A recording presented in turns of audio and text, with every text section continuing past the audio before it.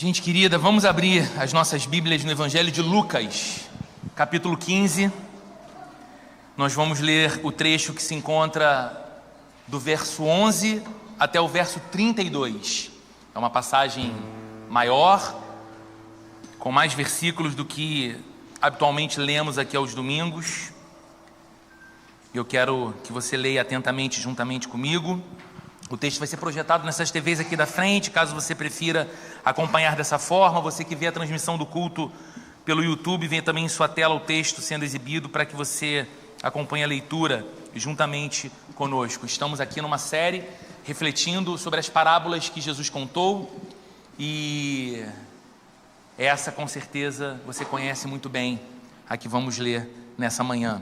Diz assim a Bíblia no Evangelho de Lucas, capítulo 15, a partir do versículo 11. Jesus continuou: um homem tinha 2 filhos. O mais novo disse ao seu pai: Pai, quero a minha parte da herança. Assim ele repartiu sua propriedade entre eles. Não muito tempo depois, o filho mais novo reuniu tudo o que tinha e foi para uma região distante, e lá desperdiçou os seus bens vivendo irresponsavelmente. Depois de ter gasto tudo, houve uma grande fome em toda aquela região e ele começou a passar necessidade. Por isso foi empregar-se com um dos cidadãos daquela região, que o mandou para o seu campo a fim de cuidar dos porcos. Ele desejava encher o estômago com as vagens de alfarrobeira que os porcos comiam, mas ninguém lhe dava nada. Caindo em si, ele disse: quantos empregados de meu pai têm comida de sobra e eu aqui morrendo de fome? Eu me porei a caminho e voltarei para meu pai e lhe direi: Pai, pequei contra o céu e contra ti. Não sou mais digno de ser chamado teu filho, trata-me como um dos teus empregados. A seguir levantou-se e foi para o seu pai. Estando ainda longe, seu pai o viu e, cheio de compaixão, correu para seu filho e o abraçou e beijou. O filho lhe disse: Pai, pequei contra o céu e contra ti, não sou mais digno de ser chamado teu filho. Mas o pai disse aos seus servos: depressa, tragam a melhor roupa e vistam nele. Coloquem um anel em seu dedo e calçados em seus pés. Tragam um novilho gordo e matem-no. Vamos fazer uma festa e alegrar-nos, pois este meu filho estava morto e voltou à vida, estava perdido e foi achado. E começaram a festejar o seu regresso. Enquanto isso, o filho mais velho estava no campo. Quando se aproximou da casa, ouviu a música e a dança. Então chamou um dos servos e perguntou-lhe o que estava acontecendo. Este lhe respondeu: seu irmão voltou, e seu pai matou o novilho gordo porque o recebeu de volta são e salvo. O filho mais velho encheu-se de ira e não quis entrar. Então seu pai saiu e insistiu com ele, mas ele respondeu a seu pai: olha, todos esses anos tenho trabalhado como um escravo a teu serviço e nunca desobedeci as tuas ordens, mas tu nunca me deste nem um cabrito para eu festejar com os meus amigos. Mas quando volta para casa esse teu filho, que esbanjou os teus bens com as prostitutas, matas o novilho gordo para ele. Disse o pai: meu filho, você está sempre comigo e tudo que eu tenho é seu. Mas nós tínhamos que celebrar a volta deste seu irmão e alegrar-nos, porque ele estava morto e voltou à vida, estava perdido e foi achado. Senhor, estamos diante da tua palavra, diante de um dos textos mais gloriosos do Novo Testamento, e o que nós te pedimos nessa manhã é que o Senhor abra o nosso coração e o nosso entendimento, e que nós possamos ouvi-lo através desse sermão. O sermão não é perfeito, aquele que prega não é perfeito, os ouvintes não são perfeitos, mas a tua palavra é sempre viva, perfeita, eficaz. O Senhor não erra jamais, o Senhor não falha. O que nós pedimos é que a porção que o Senhor separou para nutrir a nossa alma nessa manhã nos seja entregue por ti e nós possamos nos sentir de fato num banquete celestial. Para a tua glória nós oramos em nome de Jesus. Amém. Queridos, essa aqui é possivelmente a parábola mais famosa que Jesus contou. Se ela não é a mais famosa, com toda certeza ela é a parábola mais emocionante que Jesus já contou. As cenas descritas, o pedido do filho mais novo, a reação do pai, o retorno desse filho, a reação do seu irmão, e a reação do pai ao seu irmão que havia ficado. Tudo é muito comovente, tudo é muito impressionante, mas nós não podemos nos esquecer jamais em qual contexto essa parábola foi contada. E é o início do capítulo 15 de Lucas, que diz por que Jesus disse o que disse. Por que Jesus contou essa história? Nos versos 1 e 2 de Lucas capítulo 15, a Bíblia diz assim: todos os publicanos e pecadores estavam se reunindo para ouvir Jesus. Mas os fariseus e os mestres da lei o criticavam, dizendo: este homem recebe pecadores e come com eles. As pessoas mais criticadas pelos líderes religiosos daquele tempo, e criticadas porque eram pecadoras, criticadas porque viviam uma vida ofensiva ao Criador, indiferente à santa lei que Deus havia deixado para o seu povo. Estas pessoas eram atraídas por Jesus. Essas pessoas, as mais criticadas dos dias de Jesus, por sua moralidade, por sua conduta, por sua desonra a Deus, eram as pessoas que se sentiam atraídas para perto de Jesus, se reuniam para ouvi-lo pregar, se reuniam para ouvi-lo ensinar sobre Deus. E diferente do que faziam os fariseus e os mestres da lei, Jesus recebia essas pessoas. Diferente do que faziam os principais líderes religiosos dos dias de Jesus, que se afastavam dessas pessoas e faziam questão de mostrar a todos o quão perdidas elas eram, o quão condenáveis elas eram. Jesus não repelia essas pessoas, não se afastava delas, pelo contrário, deixava que elas se aproximassem dele e mais, até entrava em suas casas e fazia com elas refeições. E naquela cultura, queridos, naquele tempo, sentar-se à mesa com alguém, comer com alguém, era um sinal de aprovação, de aceitação. Hoje nós podemos, na hora do almoço, por uma estratégia profissional, sentar para comer com alguém que nós não temos a menor afinidade, não queremos ter a menor afinidade, não nos interessamos com a sua vida ou não aprovamos a espécie de vida que vivem, mas precisamos estrategicamente almoçar com aquela pessoa naquele momento, pelo que iremos conversar. Nos dias de Jesus, não. Você sentava à mesa com alguém que você, através desse ato, declarava aceitar. Aceitar ter por perto, aceitar a sua vida. E é justamente por isso que Jesus era criticado. Lucas está contando para a gente no início do capítulo 15 que os mestres da lei e os fariseus viam tudo isso que acontecia ao redor de Jesus e o movimento de Jesus e se questionavam como é que ele ousa estender a mão para pecadores assim. Como é que ele se diz um mestre que fala de Deus, que explica a lei de Deus, que anuncia o reino de Deus e estende a mão e se associa com pessoas tão reprováveis moralmente falando? E por causa dessas críticas, Jesus conta 3 parábolas, que essa que nós lemos hoje é a terceira e última delas. Jesus conta a parábola da ovelha perdida, que nós já refletimos aqui. Jesus conta a parábola da moeda perdida, que também nós já refletimos aqui. E Jesus conta a parábola do pai que tinha 2 filhos perdidos. Eu sei que na sua Bíblia provavelmente se chama a parábola do filho pródigo, mas ela seria melhor nomeada como a parábola do homem que tinha 2 filhos perdidos. Era importante para Jesus que todos os religiosos, mas também que todos os pecadores compreendessem sobre o amor perdoador e resgatador do Pai, do Deus que Jesus anunciava como sendo o seu Pai, e do Deus que Jesus estava dizendo que estando nele, caminhando com ele, pertencendo a ele, Cristo Jesus, qualquer homem e mulher poderia chamar não apenas de todo-poderoso, soberano e criador, mas também de Pai. Então era importante para aqueles que se julgavam muito conhecedores de Deus Como era importante para aqueles que entendiam estar muito longe de Deus e de sua vontade, que eles compreendessem sobre o amor do Pai. É por isso que Jesus conta essa história, que hoje nós vamos refletir apenas a primeira parte, ou o primeiro ato. Hoje nós vamos olhar para esse filho mais novo, para as escolhas que ele faz, para as consequências de suas escolhas e para aquilo que o Pai fez, aquilo que o seu Pai foi capaz de fazer. E como tudo isso demonstra poderosamente o amor de Deus pelos pecadores.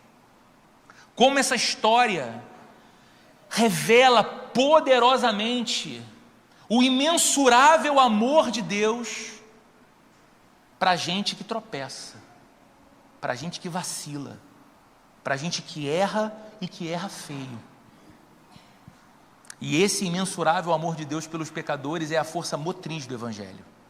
Por isso essa é uma das parábolas mais apropriadas para nos fazer entender o coração do Evangelho. O coração do Evangelho. Então eu quero chamar a sua atenção para o início da parábola, especialmente para o verso 12, em que Jesus diz que o filho mais novo disse ao seu pai: Pai, quero a minha parte da herança. Assim, ele repartiu sua propriedade entre eles. Para a gente, pode passar despercebido o que acontece aqui, ou o que é dito aqui, mas para os ouvintes de Jesus, a história já começa muito ruim. Para os ouvintes de Jesus, a história já começa muito incômoda, porque eles ficam surpresos com esse pedido do filho mais novo de receber a sua herança. E eles não ficam surpresos com isso como se existisse algo impróprio na expectativa do filho com relação à herança da família ou à riqueza da família. Era legítimo. No entanto, essa partilha dos bens só acontecia após a morte do pai. E aqui nós temos o filho mais novo pedindo para receber a herança de imediato. Pai, eu quero a minha parte da herança. Sinal de profunda desonra, profundo desrespeito. Porque se naquele tempo, naquela cultura, isso só era pensado e só acontecia depois do falecimento do pai, era como se esse filho dissesse para ele: Pai, a sua vida pouco importa para mim. Pai, o relacionamento contigo, morar nessa casa, conhecer a ti, trabalhar ao teu lado, ter uma história com você, pouco importa para mim. O que importa para mim é o que eu vou receber do patrimônio, da herança, da riqueza. E o que o pai faz? Ou o que a gente espera que um pai faça diante de um pedido ousado e desrespeitoso como esse? A gente espera que ele expulse seu filho da família, fazendo com que ele parta sem levar nada, senão talvez algumas pancadas. Some da minha frente. Se você não me honra, se você não se importa comigo, tão pouco eu contigo. Vai viver a tua vida, vai encontrar teu caminho sozinho. Mas não é isso que acontece.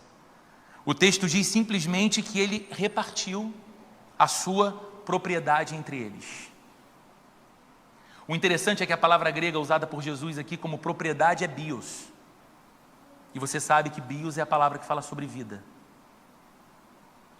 O que basicamente significa que essa propriedade que esse homem se desfez para repartir o valor entre eles, em que o filho mais velho tinha direito a 2/3 e o mais novo 1/3, essa propriedade era toda a vida desse homem. Talvez era tudo o que ele tinha do resultado do seu trabalho de uma vida inteira. Ele não fala nada diante do pedido do filho. Ele reparte a sua propriedade entre eles. Perceba, o pai suporta com enorme paciência a tremenda perda da honra. Ele suporta a dor de ter o seu amor de pai rejeitado. Nós estamos no Dia dos Pais. Pense se essa fosse a sua história com o seu filho. Entre erros e acertos que todos nós cometemos, que num determinado momento você ouvisse do seu filho: a sua vida não importa para mim. Me dá o que é meu de direito, É tudo que eu quero. E o pai engole essa desonra, suporta essa dor do amor rejeitado. E o texto segue dizendo qual era a intenção no fundo desse filho. No verso 13 e 14 diz assim: não muito tempo depois, o filho mais novo reuniu tudo que tinha. Porque antes ele não tinha nada, tudo era do pai, mas agora ele tinha parte dele da herança. Agora ele podia contabilizar o que era dele. Então ele reúne tudo que tinha e foi para uma região distante, longe da influência do pai, longe dos relacionamentos em volta do seu núcleo familiar. Ele foi para uma região distante e lá desperdiçou os seus bens vivendo irresponsavelmente. Depois de ter gasto tudo, houve uma grande fome em toda aquela região e ele começou a passar necessidade. É a segunda cena que a parábola descreve. A primeira é do pedido ousado. A segunda é a da partida desse filho, que vai imaginando uma espécie de vida e um mundo, só que dois problemas acontecem e acontecem simultaneamente. Um é de responsabilidade dele, o outro não. Qual é o problema da responsabilidade dele? Como ele nunca trabalhou para conquistar aquilo que ele tinha agora, ele não sabia como manter, ou como fazer aquela posse, aqueles recursos serem multiplicados. E o que ele faz? Desperdiça, diz o texto, vivendo irresponsavelmente. Ele fica na penúria, por culpa dele. Mas um outro grave problema acontece que não é da responsabilidade dele. O lugar para onde ele foi é abatido por uma grande fome. E aí a junção desses dois problemas tornam a vida desse homem um caos, uma vida de miséria. O faz procurar por emprego. Só que era difícil trabalhar numa região afetada pela fome e pela miséria. E o único emprego que ele consegue é o emprego de cuidador de porcos.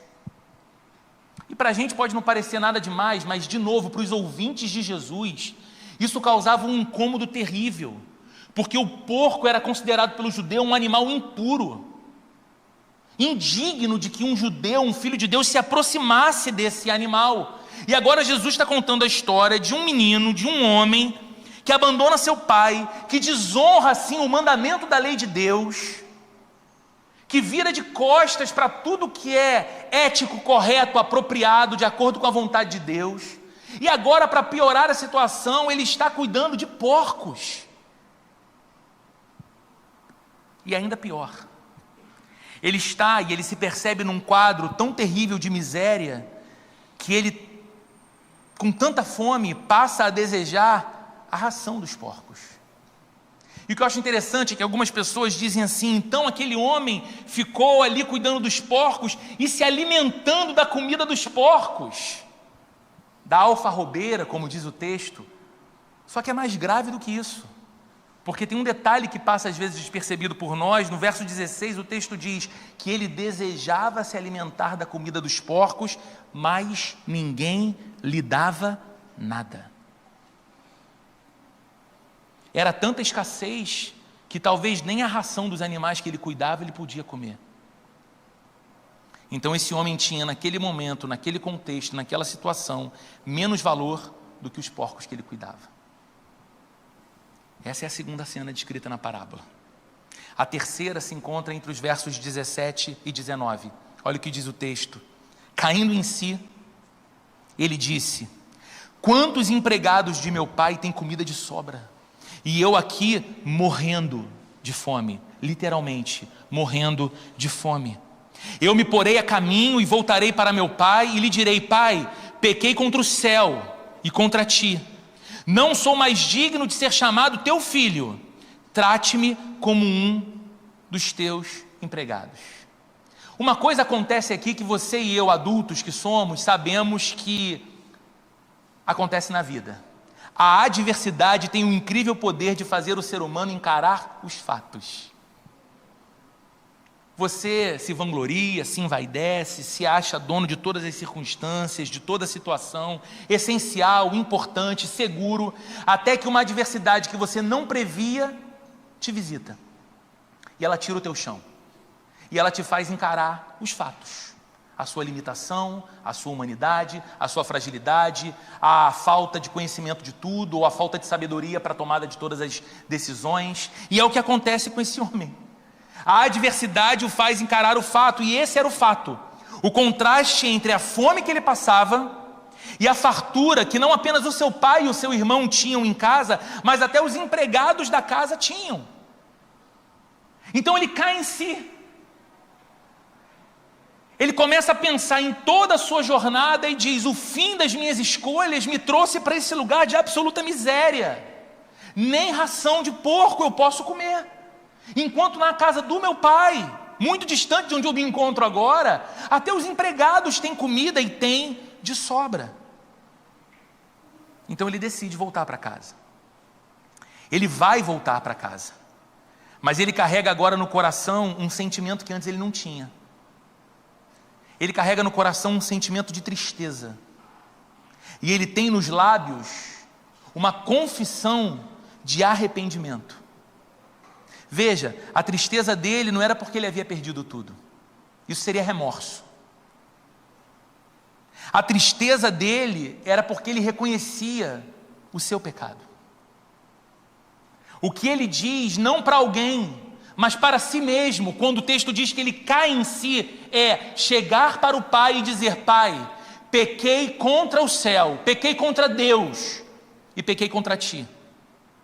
Ele estava absolutamente convencido de que qualquer pecado contra quem quer que seja é antes de tudo um pecado contra o Deus que é santo. E ele tem isso no coração. A tristeza não de ter perdido as coisas, mas a tristeza de ter tomado o caminho que tomou, de ter pensado a vida como ele pensou. E ele volta. E há um discurso pronto. E como a região era distante, eu penso que talvez esse homem viesse por todo o caminho ensaiando a sua fala, até que ele encontrasse com esse homem, com seu pai. É muito possível que o receio de como ele seria recebido, aliás, será que ele seria recebido? O visitasse durante toda a viagem, atormentasse o seu coração durante toda a viagem. Mas a cena que nós temos aqui, a próxima cena, a última cena desse primeiro ato da parábola, ela é totalmente inesperada e ela é absolutamente comovente. Veja o que diz o texto do verso 20 ao verso 24 em sua Bíblia. A seguir levantou-se e foi para seu pai. Estando ainda longe, seu pai o viu. Eu sempre tento pensar em que lugar esse pai estava e que expectativa havia no olhar dele ao longe, porque ele é capaz de avistar o seu filho muito longe ainda. E certamente o filho que estava chegando era muito diferente do filho que partiu, porque esse era um homem flagelado pela fome, um homem que cuidava de porcos e mal podia se alimentar. Muito provavelmente ele era o resquício do que um dia ele fora. Roupas rasgadas, corpo sujo, cabelos completamente desgrenhados, a magreza da fome. Mas o texto diz que, estando ainda longe, seu pai o viu. E cheio de compaixão, correu para o seu filho e o abraçou e o beijou. E o filho lhe disse, é claro que ele tinha um discurso ensaiado, ele pensou nisso a viagem toda. O filho lhe disse, pai, pequei contra o céu e contra ti, não sou mais digno de ser chamado seu filho. Mas o pai disse aos seus servos, você percebe? O pai interrompe o discurso do filho. Depressa, tragam a melhor roupa e vistam nele. Coloquem um anel em seu dedo e calçados em seus pés. Tragam um novilho gordo e matem-no. Vamos fazer uma festa e alegrar-nos, pois este meu filho estava morto e voltou à vida. Estava perdido e foi achado. E começaram a festejar o seu regresso. Queridos, a cena ela é toda cativante demais. Primeiro porque, como regra geral, um patriarca respeitável do Oriente Médio nunca corria. As crianças podiam correr, os rapazes podiam correr, as mulheres podiam correr, mas o respeitável patriarca de uma família nunca levantaria sua túnica, deixaria expostas as suas pernas e correria. Isso era um sinal de vergonha, de constrangimento. Mas o pai fez isso. O pai correu na direção do filho e abertamente mostrando as suas emoções, ele se jogou sobre o filho e começou a beijar o filho. Talvez ele não tivesse tempo para perceber o odor do seu filho, a sujeira dele, as roupas impróprias que ele vestia, muito piores do que as roupas dos empregados que ele tinha. Mas ele se joga sobre esse filho e começa a beijá-lo. E com certeza essa atitude pega o filho completamente de surpresa. E aí, desconcertado, ele tenta explicar todo o plano dele, ele é sincero. Ele diz: olha, pai, eu pequei contra os céus, eu pequei contra ti, eu não sou mais digno de ser chamado seu filho. Mas o pai interrompe o discurso, ensaiado ou não, e contradiz tudo o que o filho tinha preparado para dizer. Porque o filho chega dizendo: por favor, para que eu não morra, me trate apenas como um empregado teu. É tudo o que eu te peço. Porque eu vou encontrar mais dignidade trabalhando como um servo teu do que onde eu me encontro, na situação que eu me encontro. Mas o pai vira para os seus servos e diz: depressa, tragam a melhor roupa e vistam nele. O que esse pai quer dizer com isso? Você já parou para perguntar, lendo essa parábola tão conhecida, o que significava o pai virando-se para os servos e dizendo: corram, peguem a melhor roupa e vistam o meu filho? A melhor roupa da casa, gente, teria que ser, sem sombra de dúvidas, a própria roupa do pai. Ninguém naquela família teria uma roupa melhor do que ele. E ele diz, então, para que a melhor roupa fosse buscada, para que o filho fosse vestido, e com isso ele estava dando um sinal de restauração da posição do filho à família. Como quem diz: meus filhos vestem a minha roupa. Lá em casa é curioso, isso acontece com muita frequência. Os meus filhos, ambos, gostam de vestir as minhas roupas. Inclusive a Maria Luísa, que gosta de blusa larga. Toda camisa minha do Botafogo, muito larga, são as camisas que ela quer ir para os jogos. Larga. Filho veste roupa do pai. E aqui o pai está virando para esse filho sujo, destruído pelas suas próprias escolhas, e diz: eu vou vestir você com a minha roupa de novo. Com isso, o pai está dizendo que não vai esperar até que o filho pague a sua dívida moral, que ele não vai esperar até que esse filho se humilhe o suficiente diante dele. Com isso, o pai está dizendo que esse filho não terá que lutar pelo seu lugar na família de novo. Com isso, ele estava dizendo que esse filho seria graciosamente aceito de volta. O pai estava assim dizendo para ele o seguinte: eu cobrirei a sua nudez, eu cobrirei a sua vergonha e a sua sujeira com as roupas do meu trabalho e da minha honra. Porque aquele pai tinha a melhor roupa porque ele trabalhou por elas. E a melhor roupa era um símbolo da honra daquele patriarca. E agora esse pai dizia para o filho: eu vou cobrir toda a sua vergonha. Você está chegando diante de mim destruído, mas eu vou vestir você de dignidade outra vez. Mais do que isso, ele ordena que os servos preparem um banquete de celebração, um churrasco, com um novilho gordo como prato principal. E naquela sociedade, gente, a maior parte das refeições, ela não incluía carne. A carne era uma iguaria cara. Só que nenhuma carne era mais cara do que a do novilho gordo.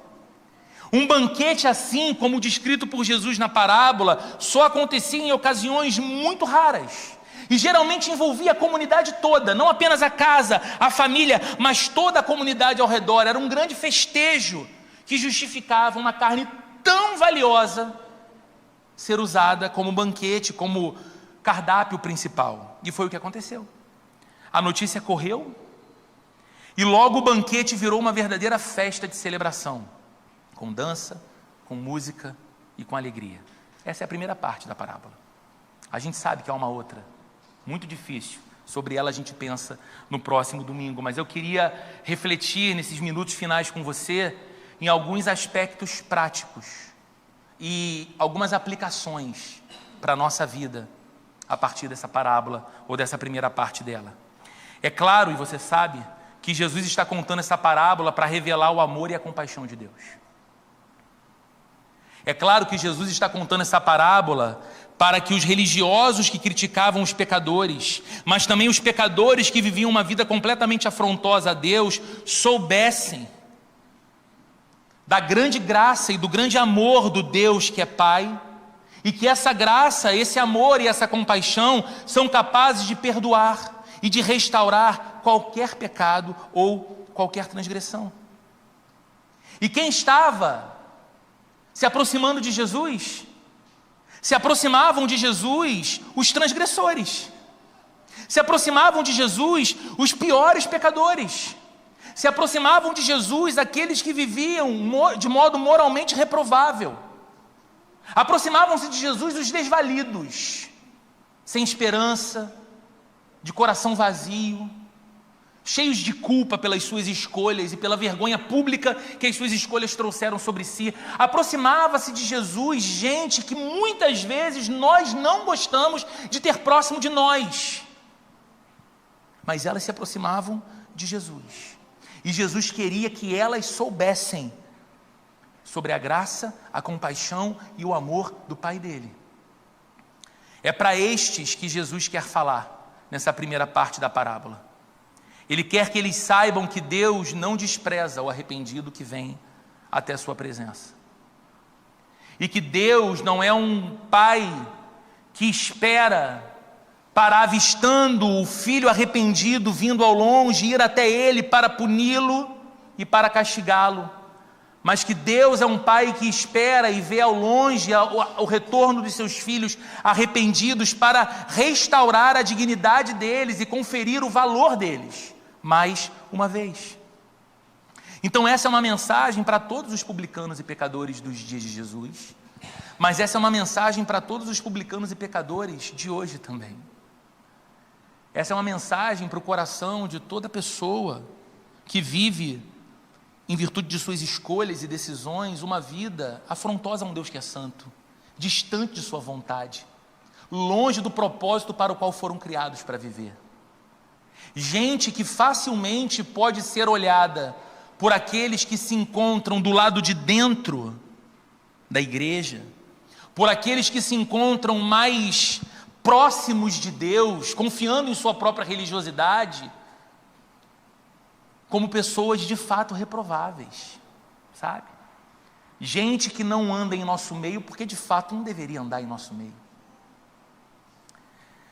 E talvez, ouvindo essa parábola de novo, você se recorde que foi exatamente nessa condição que Jesus resgatou você. Talvez, por mais que o tempo tenha passado, você seja capaz de lembrar em que circunstâncias você estava quando Jesus te encontrou. Que roupa você vestia, que odor exalava de você, espiritualmente falando. Quais eram as suas práticas, comportamentos e pensamentos. E se essas coisas podiam fazer de você alguém que esperasse de Deus um olhar compassivo, misericordioso e bom. E no entanto a graça dele surpreendeu você. E você pode dizer acerca do encontro que teve, que a sensação é muito parecida à desse filho mais novo. Que Deus veio ao seu encontro, se lançou sobre você, e você sentiu o seu amor. Dizendo que você é filho, dizendo que você é filha, e que seria tratado como tal. Talvez você escute essa mensagem hoje e perceba que é exatamente assim a sua vida agora. Que você se encontra afundado nessa vida nesse exato momento. Você é do grupo dos publicanos e pecadores mesmo. Seja em que lado você se encontre, alguém que é capaz de lembrar de onde foi tirado, ou alguém que está num lugar ansiando muito que seja tirado dele por Jesus. O que essa parábola nos ensina e o que Deus quer falar ao seu coração nesse dia é que não importa o que você fez, não importa se você oprimiu, ou se você fez mal a alguém, ou se você fez muito mal a você mesmo. Aquele filho mais novo da parábola sabia que na casa do pai havia comida de sobra. É por isso que ele volta. Ele está arrependido, ele está triste, mas ele volta para se manter vivo. Eu não tenho o que comer, eu vou morrer de fome, mas na casa do meu pai há comida de sobra. O que o surpreendeu foi saber que na casa do pai dele também havia graça de sobra. E o que nós aprendemos é que Deus não é só um provedor das nossas necessidades, um Deus todo-poderoso, que pode mover o mundo todo em nosso benefício, e que graciosamente nos dá algumas bênçãos e a gente diz, poxa, que vida boa Deus me permite ter. A gente aprende com essa parábola que na presença de Deus nós encontramos não só comida de sobra, mas graça de sobra. A graça que cobre as nossas falhas, que nos retira da vergonha, que apaga a nossa condenação, que ressignifica o nosso coração e que nos faz ter a certeza de que apesar de nós, Deus nos trata como filhos e filhas. Então saia daqui nesse domingo de Dia dos Pais com uma certeza no seu coração, uma certeza que essa parábola permite que você tenha: não há mal que o amor do Pai não possa perdoar. Não há lugar longe para onde você tenha ido que o amor do Pai não possa te acolher de volta.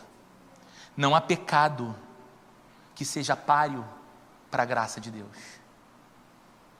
Sabe, como se Deus dissesse, bem, aqui você foi longe demais, nem minha graça é capaz de fazer alguma coisa por você.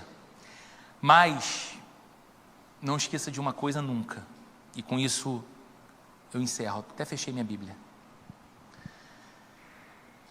Muitas pessoas podem equivocadamente, escutando essa primeira parte da parábola, sobretudo, pensar, está vendo? Por que então no cristianismo fala-se tanto sobre expiação, sacrifício, a morte de Jesus, o preço pelo pecado? Olha aqui, o cara foi, viveu como viveu, se arrependeu, chegou e encontrou um pai que se lançava em seu colo, beijava e deu a ele toda a dignidade. De fato, queridos, esse filho descobriu que havia graça suficiente no seu pai, mas essa graça tinha um preço. Para restaurar a dignidade do filho, o pai,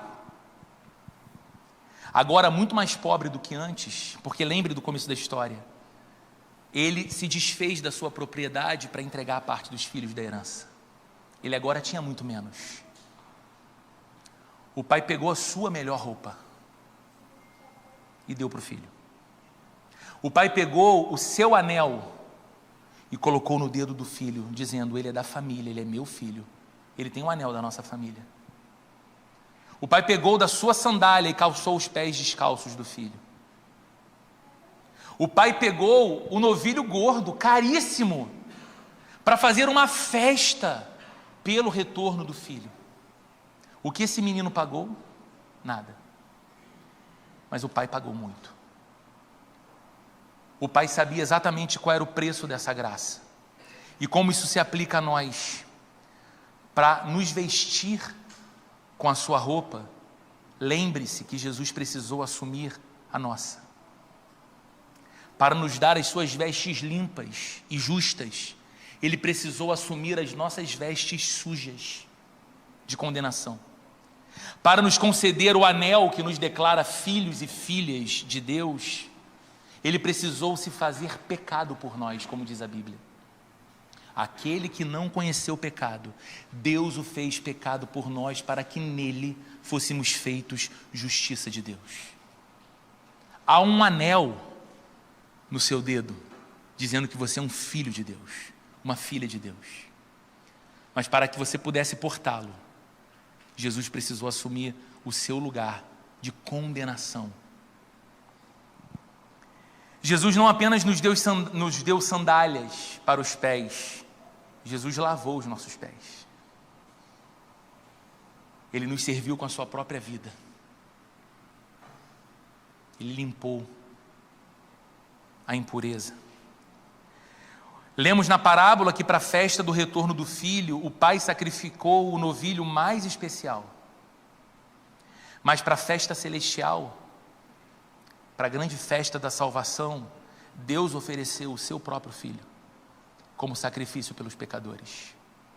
A festa só é possível porque o cordeiro foi sacrificado no meu lugar e no seu lugar. O que nos fala tudo isso? Tudo isso nos fala como é grande o amor do Pai. E é pelo poder desse amor que nós podemos crer que somos aceitos. Não pelos nossos méritos. É pelo poder desse amor que nós podemos crer que somos amados, incluídos na família de Deus e transformados diariamente. É pelo poder desse amor. É pela realidade desse amor que nós devemos viver a cada dia. A cada dia. Amanhã, quando você levantar e a agenda da semana estiver toda diante de você, você precisa lembrar do amor do Pai e do que Ele foi capaz de fazer para provar o amor por você. E aí você será capaz, e eu também, de enfrentar cada desafio que vier, mas também ter alegria no coração em qualquer estação da vida, porque o fundamento é o amor desse Pai maravilhoso. Vamos orar? Senhor, as nossas canções não são suficientes e as nossas palavras também são muito limitadas para descrever a profundidade, a beleza desse Teu amor. Nós Te louvamos. Te louvamos porque cada um aqui que teve um verdadeiro encontro com Cristo sabe exatamente em que caminho estava e como se encontrava. Quão famintos nós éramos, Senhor, e que pão algum desse mundo saciava essa fome. Quão sedentos nós estávamos, mas que fonte alguma desse mundo era capaz de pôr fim à nossa sede. O Senhor sabe como estávamos sujos, impróprios, tão inadequados e indignos do Senhor. Mas a Tua graça superou tudo isso, e o Senhor veio ao nosso encontro, nos abraçou, nos amou e começou a transformar a nossa vida, trocando vestes sujas por vestes limpas, trocando a inimizade contigo pelo nosso pecado, numa vida de filhos e filhas de Deus em Cristo, dando sandálias para os nossos pés, agora limpos porque foram lavados por Ti, de modo que podemos pisar nesse mundo, sem necessariamente termos de sermos contaminados com ele. Nós Te louvamos porque a Tua graça, Senhor, sobeja em nossas vidas. Nós Te louvamos porque o Seu amor é inesgotável. E o que nós Te pedimos nessa manhã é que o Senhor nos dê o senso de glória e de beleza renovado em nosso coração a respeito dessa verdade. O que o Senhor Jesus tinha em mente ao contar essa parábola era falar desse amor perdoador do Pai, o coração do Evangelho. Que nós possamos ter no nosso coração aquilo que é central no Evangelho, o Teu poderoso amor por nós. Que esse amor seja a nossa maior identidade, dele possamos extrair o nosso real sentido de valor e que nós possamos viver em alegria e segurança, confiando na estabilidade desse Teu amor por nós. Amor que nos atraiu, que nos purificou, que nos tem transformado. Amor que não cessa de amar. E que nós possamos também os homens e pais presentes nesse lugar, que nós possamos aprender a exercitar a nossa paternidade como um reflexo do teu amor de Pai bendito, em nome de Jesus. Que o amor do Pai, a graça de nosso Senhor Jesus Cristo e a comunhão e consolação do Espírito Santo esteja presente com cada um de nós nesse domingo, em nome de Jesus. Amém.